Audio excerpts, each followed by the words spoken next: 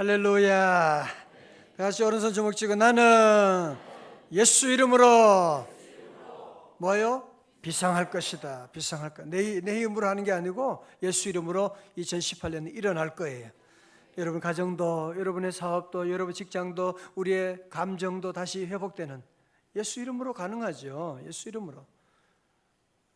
그리스도 안에 있으면 새로운 피조물이니까 예수 이름으로 가능한 일입니다. 오늘 새벽에 이렇게 어제 말씀드렸잖아요. 추운 데는 안 오셔도 된다고 그랬는데 추운데 오늘 이렇게 추운 날씨 가운데 많이 오시고 우리 아이들도 오고 안 오려고 그랬는데 누가 인도하신 거예요? 하나님이 우리를 불러주신 거죠. 깨워주시고 불러주시고 인도하시고 하나님이 인도하신 거죠. 자, 어제 새벽에 중요한 구원의 교리를 말씀드렸죠. 그죠? 어제 내용을 한번 복습을 하면, 자, 어제 다 여러분 아마 기억 다 하실 것 같아요. 하나님이 우리 한 사람 한 사람을 태초부터 시작된 하나님의 사랑. 첫 번째 하나님의 뭐가 있었어요? 예지가 있었죠. 미리 다 아셨고, 두 번째는 하나님의 예정이 있었고, 아신 다음에 우리를 정해 주시고, 그 다음에 하나님이 정한 사람을 어떻게 하셨어요? 부르시고 하나님의 소명, 그죠? 네 번째는 하나님 부르신 다음에 그들을 어떻게 해주셨어요? 의롭다고 해주시는 하나님의 칭의가 있고, 그 다음에 하나님이 그들을 어떻게 하셨다? 영화롭게 하셨다. 한 번 했는데 다 그렇게 기억하세요? 기억하세요? 여러분, 자, 그러므로 나는 어쩌다가 보니까 뭐 세상에 태어났겠지, 그렇게 말하면 안 돼요. 나는 어떻게 우연히 예수님을 믿게 됐네? 아닙니다. 우연히 그렇게 믿은 게 아닙니다. 난 어쩌다가 보니까 여기 일산, 파주, 서울에 와서 살게 됐네? 천만에. 여러분이 볼 때는 우연이고 어쩌다가 온 것처럼 보일지 모르지만 여러분의 모든 삶 가운데 이미 우리가 태어나기 전부터 하나님은 이미 태초부터 시작된 하나님의 사랑이 있었고, 저도 지난날 돌아보면 제가 15년 전에 미국에서 한국에 들어오게 될 때 저는 정말 아무것도 어떤 뭘 가지고 온 거 무슨 대단한 뭘 하려고 한 게 아니에요. 그냥 주님의 부르심에 순종하겠습니다. 자녀들도 다 두고 오고 뭐 제가 가진 모든 어느 것도 다 남겨두고 하나님 말씀과 책과 몇 개만 들고 주님 인도하심 따라가겠다고 했는데, 하나님께서 이미 놀라운 일들을 하나하나 계획하시고 성전 건축과 부흥과 여러분 만남과 이런 모든 것들 하나님이 다 예비해 주시고 인도해 주시고, 돌아보면요, 하나님의 은혜가 얼마나 큰지 몰라요. 하나님의 놀라운 구원의 계획 가운데 이렇게 하나하나 인도해 주셨고, 성도 여러분, 여러분 자신을 볼 때도 하나님의 구원의 계획 가운데 여러분의 삶을 해석하셔야 돼요. 나라고 하는 존재가 하나님께서 이미 태초부터 하나님이 나를 이미 예지하셨고 예정하셨고, 빨리 나오셔야죠. 소명으로 불러주셨고 칭의와 영화를 통해서 하나님이 나를 이렇게 구원하시고 나와 함께 하시고 나의 길을 인도해 주시는구나. 나를 지으신 이가 누구예요? 하나님. 나를 부르신 이가, 다 같이요, 하나님. 나를 보내신 이도 하나님. 나의 나 된 것은 다 하나님 은혜라. 할렐루야. 우리 성도들은 이런 하나님의 놀라운 구원의 은총을 받았다면, 사도 바울은 그러는 거죠.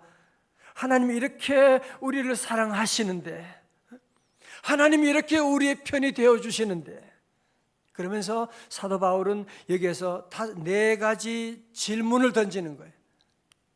네 가지 질문을 던지고 있는, 누가? 라고 하면서 네 번의 질문을 던지고 있는데, 여러분 한번 분석해서 한번 보겠어요? 첫 번째로 질문이 뭐였냐면 31절에 어제 그랬죠. 그런즉 이 일에 대하여 우리가 무슨 말 하리요? 만일 하나님이 우리를 위하시면 다 같이 뭐요? 누가 우리를 대적하리요? 이제 보세요. 누가라는 단어에 동그라미 치면서 보자고요. 누가라고 하면서 질문하면서 사도 바울이 이 구원의 놀라운 은혜를 인도해 가고 있는데요. 앞으로 보세요. 제가 로마서 8장 31절의 말씀이 제 삶에 제가 죽을 병에 걸렸을 때 고침받은 말씀이기도 하지만 제가 성경을 책을 보니까요. 마르틴 루터도 마찬가지였더라고요. 마르틴 루터도 로마 캐토릭이라고 하는 이 거대한 이 세력 앞에, 사단의 세력 앞에 진리의 복음을 증거하고 구원에 놀라운 이 믿음으로 구원받는다고 하는 진리를 증거할 때 그 안에 얼마나 두려움이 많았겠어요. 그죠? 그때 로마서 이 8장 31절의 말씀을 마르틴 루터가 그렇게 사랑하고 그렇게 외쳤던 거예요. 만일 하나님이 우리를 위하시면, 하나님이 나를 위하시면 누가 나를 대적하리요? 로마 교황청, 아니 교황이 아무리 10명 100명이 달려들고 나를 대적한다고 해도 나는 넘어지지 않을 것이야. 저는 원래 여러분의 삶 가운데 모든 게 쉬울 것이다, 잘 될 것이다, 그렇게만 말하고 싶지 않아요. 여러분의 삶 가운데도 어떤 대적이 올지 몰라요. 그때마다 여러분 마음속에 아니야, 만일 하나님이 나를 위하시면 누가 나를 대적할 거야? 사단아 물러갈지어다. 그러면서 그 질문에 대한 대답이 무엇이었다고요? 32절이었거든요. 자기 아들을 아끼지 아니하시고 우리 모든 사람을 위하여 내어주시니가 어찌 그 아들과 함께 모든 것을 우리에게 주시지 아니하겠느냐 그러는 거죠. 자, 오늘 두 번째, 사도 바울은 우리 모두를 법정으로 인도하고 있어요. 법정으로 인도하면서 33절 질문하고 있죠. 33절에는 질문과 대답이 같이 나오고 있어요. 질문이 뭐예요? 누가 능히 하나님께서 택하신 자들을 고발하리요? 고소하리요? 그랬거든요. 여러분이 대답해 보세요. 시작. 의롭다 하신 이는 하나님이시니. It is God who justifies. 의롭다 하신 분은 하나님이신데 누가 우리를 정죄할 수 있겠느냐 말씀이죠. 여러분 앞으로 보세요. 여러분 이 세상은 보이는 게 전부가 아니에요. 그죠? 그렇게 생각하면 여러분이 엄청난 실수하는 거예요. 여러분 지금 보이는 이거 전부면 이 뒤에 아무것도 없는 거예요. 지금 그러면 아니잖아. 우리 인간의 삶 가운데 저와 여러분이 이렇게 살아가고 움직이고 교회 나오고 때로 싸우고 그 모든 영적인 세계가 있는데, 여러분 특별히 우리 성도들은 이 사단의 세계, 사단의 정체에 대해서 여러분이 분명히 알아야지 당하지 않아요. 오늘 제가 사단의 정체를 여러분에게 아주 밝힐 거예요. 보세요. 계시록 12장 9절에 큰 용이 내쫓기니 옛뱀 곧 뭐요? 마귀라고도 하고 사단이라고도 하며 온 천하를 꿰는 자라. 지금도 이 사단은 온 천하를 꿰고 교회를 흔들고 정치 우리나라를 다 망하게 하는 전 세계를 지금 마귀 사탄이 지금 온 세계를 꿰고 다니는 거 보이지 않으세요? 온 천하를 꿰고 다니는 거예요. 이 사단이 하는 짓은 뭔지 알아요? 10절에 우리 형제들을 뭐하냐? 참소하던 자예요. accuser. 참소하던 자, 곧 우리 하나님 앞에서 밤낮 참소하던 자가 쫓겨났고, 여러분 사단이 하는 짓은 뭔지 알아요? 하나님 앞에서 밤낮 참소하는 짓을 하는 거예요. 여러분 요즘 욥기 말씀 바이블 통해 보지요, 그죠? 안 봐요? 보고 계시잖아요, 그죠? 욥이 그렇게 동방의 의인인데도 불구하고 사단이 그를 참소해가지고, 하나님 괜히 하나님 너무 축복 많이 해주니까 잘 믿는 거죠. 한번 고난 줘 보세요. 그래가지고 결국 사단이 이 큰 극심한 고난 가운데 빠지게 되는, 여러분이 사단이 하는 짓이 항상 이런 참소하는. 자, 잘 보세요. 여러분 올 한 해 동안 특별히 사단의 일에 꾀임 받지 않으려면 남을 욕하는 참소하는 입술이 되면 이 배후에 사단이 있는 것이구나 하는 걸 여러분이 꼭 알고, 절대로 남을 비난하고, 문제가 있지만 여러분이 비난할 자격이 있어요? 우리의 선택은 사랑하는 것밖에 없습니다. 자꾸 남의 허물을 들추고 비난하고, 물론 자기는 진리를 사실을 얘기한다고 말할지 모르지만 그러나 그 배후에 사단이 있는 것을 몰라서 그런 소리 하고 있는 거예요.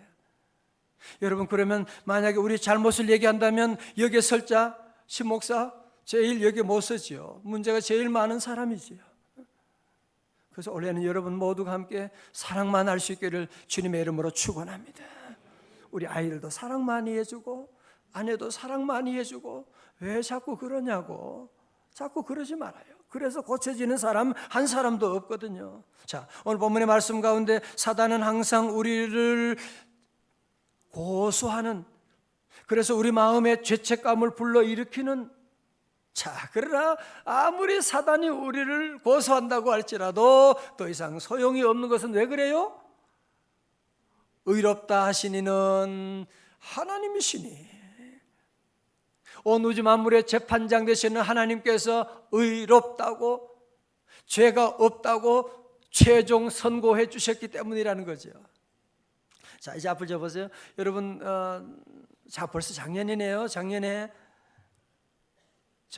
박근혜 전 대통령 탄핵 때문에 얼마나 시끄러웠어요. 저 나라가 촛불 집회, 태극기 집회하고 얼마나 시끄러웠어요.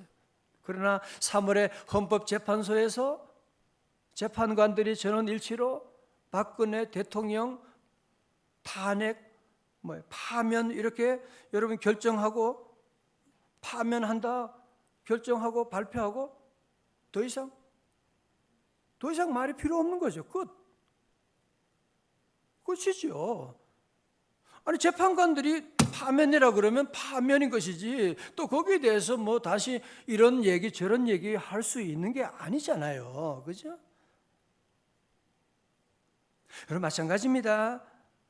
더 이상 사단이 우리를 고소하는 것들이 이제는, 물론 우리가 문제가 많죠. 실수도 하고 넘어지기도 하고 죄도 짓고, 그러나 사단이 우리를 고소하는 것은 더 이상 의미가 없는 것은 왜냐하면 온 우주 만물의 재판장 되신 우리 하나님 여호와께서 저와 여러분 향해서 예수님의 피로 말미암아 You are not guilty, 너는 더 이상 죄가 없다고 우리의 신분을 의인으로 만들어 주셨기 때문에 더 이상 사단이 우리를 고소하는 것은 의미가 없다는 것입니다. 할렐루야. 여러분, 더 이상 사단의 고소를 자꾸 여러분이 아멘하고 받아들이면 안 돼요. 이제는 하나님의 말씀을 아멘으로 받아들여야 돼요. 다 같이 아멘. 자, 세 번째로 또 누가라고 하는 말이 나오죠. 누가 그러죠. 여기도 질문과 대답이 나오는데요. 질문은 34절 보세요. 누가 정죄하리요. 이제 고소한 다음에 이제 정죄하려고 이제 들어서는 거죠. 마귀 사탄은. 자, 앞으로 보세요. 여러분, 정죄라고 하는 것은 마귀 사탄이 늘 정죄하지만 또 오늘 여기 보니까 요한일서 3장에도 보니까 20절에 우리 마음이 혹 우리를 책망할 일이 있어도, 그러니까 마귀 사탄의 역사도 있지만 저와 여러분 우리 자신들이 나를 정죄할 때가 많다는 거죠. 여러분, 사실 그렇죠. 누가 얘기 안 하는데도 불구하고 자꾸 나를 정죄하고 네가 문제가 많고 죄책감을 자꾸 불러일으키고, 여러분, 이거 심해지게 되면 우울증으로 가게 돼요. 로마서 8장을 모르는 사람은 자꾸 자기의 문제를 얘기하고, 어떤 사람은 내가 문제가 많고 또 넘어졌잖아, 또 죄 지었잖아 너, 자꾸 자기를 정죄하는 그런 사람들. 오늘 그분들에게 사도 바울은 주의 말씀 통해서 분명한 대답을 줍니다. 누가 너를 정죄하리요? 대답이 뭐예요? 다 같이요. 시작. 죽으실 분 아니라 다시 살아나신 이는 그리스도 예수시니 그는 하나님 우편에 계신 자요 우리를 위하여 간구하시는 자시니라. 아멘. 여러분, 마귀 사탄이 아무리 우리를 정죄하고 싶어도, 마귀 사탄이 정죄하려고 했던 그 죄를 누가 우리 예수님께서 그 모든 죄를 대신 다 짊어지시고 어디에 가셨어요? 골고다 언덕의 십자가에서 돌아가여 주시고, 이미 예수님이 그 죄를 다 짊어지고 돌아가셨기 때문에, 예수님이 그 모든 죄값을 다 치루었기 때문에 마귀 사탄이 더 이상 우리를 정죄할 수 없느니라 말씀하는 거죠. 오늘 특별히 오늘 본문의 말씀은요, 우리의 이 놀라운 예수님의 복음에 대한 것들을 아주 잘 정리하고 있어요. 첫 번째로 우리 예수님은 죽으신 분이시다. 죽으셨다. 두 번째, 그는 다시 살아나셨다는 거예요. 세 번째로, 그분은 하나님의 우편에 계시고, 네 번째, 우리 위해서 뭐예요? 간구하시는 자시다. 다른 말로 하면 우리 편이 되셔서 우리를 위해서 변호하시고 탄원하신다, 그런 말씀입니다. 자, 여러분 보세요. 여러분, 우리 예수님께서 우리의 구원자가 되어주시고, 우리 예수님은 하나님의 우편에 계셔서 뭐 하시느냐? 저와 여러분을 위해서 변호하고 간구하고 계시다고 말씀하는 거예요. 우리 자신들 얼마나 넘어지고 실수할 때가 많은데, 우리 주님께서 우리의 변호사가 되어주시고, 마귀 사탄이 우리를 정죄할 때 아니야, 저는 내 피로 구원받은 자야, 왜 그래? 라고 얘기하는 거예요. 그렇기 때문에 우리 성도들은 로마서 8장 1절을 우리는 담대하게 외칠 수가 있어요. 그러므로 이제 그리스도 예수 안에 있는 자에게는 결코 정죄함이 없나니. 그죠? 결코 정죄함이 없나니. 다 같이 오른손 주먹 쥐고, 사단아 물러갈지어다. 할렐루야. 자, 이번에 마지막 네 번째, 누가예요. 누가 질문 시작됩니다. 35절, 누가 우리를 그리스도의 사랑에서 끊으리요? 환난이나 곤고나 박해나 기근이나 적신 헐벗음이나 위험이나 칼이랴 말씀하는. 누가 우리를 그리스도의 사랑에서 끊으리요? 아멘입니까? 그런데 좀 이 말씀 읽으면 좀 헷갈리는 것이, 누가 그리스도의 사랑에서 우리를 끊으리요라고 하는 말씀은 참 좋은데, 그 다음에 나오는 말씀들이 그리스도의 사랑에서 우리를 끊어버리는 것 같은, 그렇죠?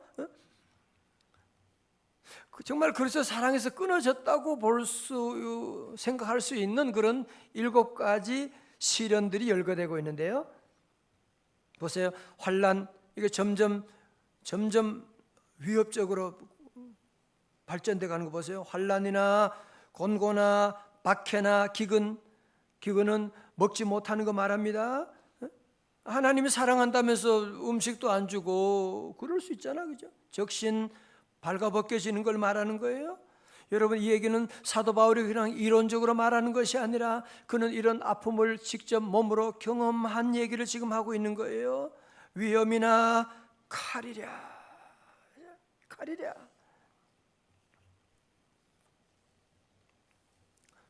여러분, 이런 어쩌면 그리스도의 사랑과는 동떨어진 것 같은 그런 이런 고난이 왔다고 하지만, 여러분, 그것이 절대로 그리스도의 사랑에서 끊어진 게 아니에요. 그리스도의 사랑은 우리를 끝까지 붙들고 계시고, 여러분, 사도 바울은 여기서 35절에 이 질문하면서 7가지 환난, 곤고, 기근, 적신, 위험, 칼이라고 하면서 대반전을 이루어 나가는 거예요. 그러나라고 하면서 37절에 대반전을 이루어 나가는데요. 37절 같이 봅니다. 시작. 이 모든 일에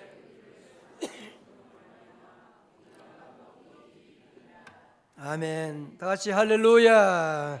그러나 다 같이 그러나.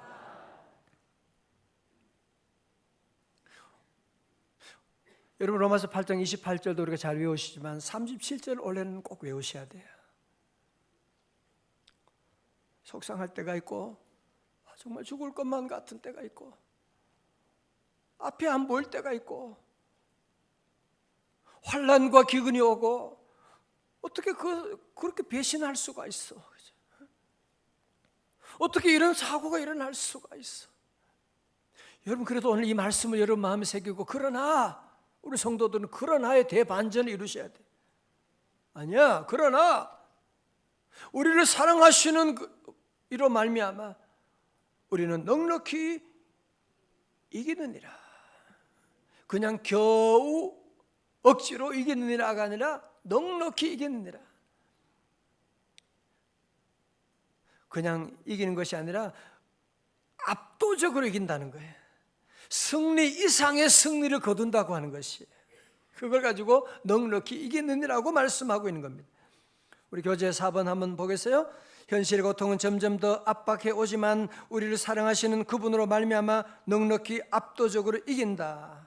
이 말은 여기 나오는 것은 현재죠. 현재형 동사입니다. 여러분, 이런 신앙이 부럽지 않습니까? 그러면 오늘 우리는 같은 예수님을 믿고 같은 성령님을 모시고 살면서 왜 바울과 같은 담대함을 누리지 못하는 것입니까? 그것은 우리 신앙생활이 고난을 피해 다니는 신앙이기 때문입니다. 여러분, 그렇지 않으세요? 고난은 피하고 축복은 좋아하고, 저도 그럴 때가 얼마나 많이 있냐. 훈련 없이 어떻게 평창 올림픽에 나가는 좋은 선수가 되겠으며, 고난 없이 어떻게 담대한 믿음의 용장이 될 수가 있겠습니까? 저는 이 말씀 보면서 너무너무 가슴이 아프고, 너무너무 오늘 우리 교인들을 이렇게 약하게, 목사 책임이죠. 교인들을 강하게 그리스도 용장으로 키워야 되는데, 뭐 아무것도 아닌 일에 그냥 말 한마디 때문에 시험 들어서 교회가 나간다 그러고 예수 안 믿겠다고, 뭐 아무것도 아닌 일에 우리는 쉽게 넘어지게 되고 상처받았다 그러고, 여러분, 이렇게 믿어도 되겠습니까? 정말 담대한 그리스도인이 되어가지고 어떤 환난과 핍박이 와도 흔들리지 않고, 누가 뭐라고 할지라도 그러나 나는 나를 사랑하시는 이로 예수님으로 말미암아 넉넉히 이길 건데, 그게 뭐가 문제야? 이렇게 담대하게 나와야 되는데 이런 연약한 일들이 많이 있게 되는. 그래서 하나님께서 저와 여러분 연약함을 다 알고 계세요. 그래서 오늘 이번에 하나님께서 이 말씀을 우리 모두에게 주시는 겁니다. 여러분의 모든 삶 가운데도 이 말씀을 다시 마음에 새기고, 그러나, 다 같이 31절 말씀 다시 한번 시작. 그러나 이 모든 일에 우리를 사랑하신 이로 말미암아 우리가 넉넉히 이기느니라. 아멘. 영어에서는 no로 시작해요. 그러나보다 no라고 시작하면서 나오고 있죠. 우리 설교 노트에 있습니다. 아도니람 저드스는 미국 최초의 선교사로 미얀마에서 일생을 불사른 희생의 사람입니다. 정부의 박해, 열대성 열병 투옥 생활로 극심한 고난을 숱하게 겪었습니다. 선교 6년 만에 처음 개종자를 얻게 되는 지루한 싸움을 하였습니다. 정착 초기에 천사처럼 예쁜 첫째 아이를 잃었고, 얼마 후에 그의 아내 낸시는 몹시도 병약한 가운데 세상을 떠났습니다. 동네 돌아다니면서 동양젖을 먹였던 어린 딸도 열병으로 결국 엄마 뒤를 따르고 말았습니다. 슬픔에 빠진 그는 하나님을 믿지만 하나님의 사랑을 의심할 수밖에 없다는 절망감에 빠졌습니다. 그 후에도 그는 다시 용기를 내어서 복음을 전하고 재혼해서 눈부신 업적을 남기는데요, 33년 만에 미국 땅을 향하여 여행하는 중에 사랑하는 두 번째 아내가 병으로 또 죽게 됩니다. 1859년에 제슨 선교사도 병이 들어 치료를 받기 위해 배에 오른 여정 중에 62세의 나이로 부름을 받아 바다에 수장되었습니다. 그러면 이 사람의 인생은 실패한 인생인가요? 아닙니다. 그의 업적을 보십시오.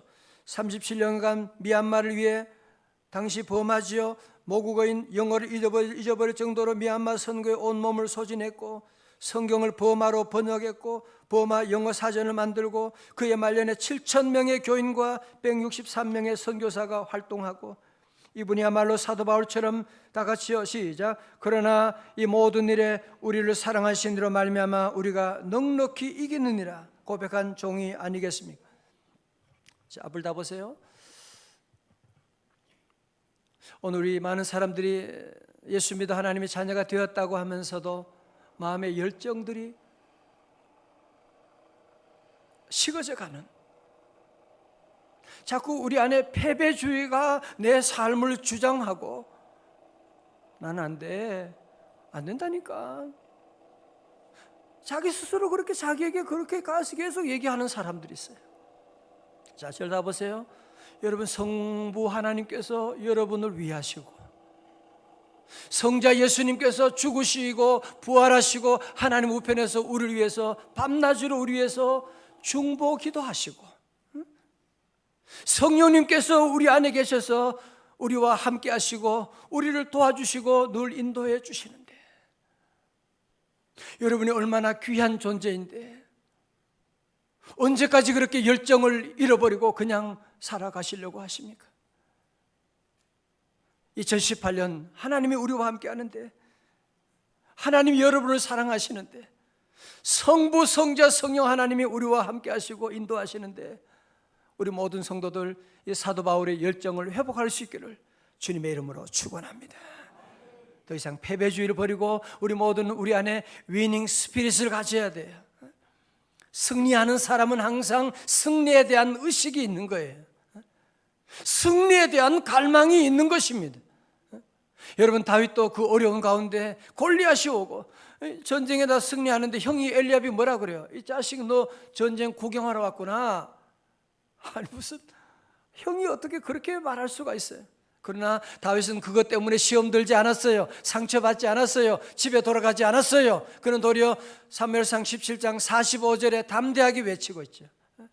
17장 45절에 그는 담대하게, 그는 칼과 잔창으로 내게 나오거니와 나는 만군의 여호와의 이름 곧 네가 모욕하는 이스라엘 군대 하나님의 이름으로 네게 나아가노라 말씀하는, 믿음의 사람은 이제 믿음으로 외쳐야 돼요. 여러분들이 자꾸 주눅 들어가지고 자꾸 움츠리고 그러지 말아요. 성부, 성자, 성령님이 여러분을 얼마나 사랑하고 우리 안에 놀라운 계획을 가지고 계신데, 다 같이 그러나 다 같이 나는 승리하리라. 할렐루야.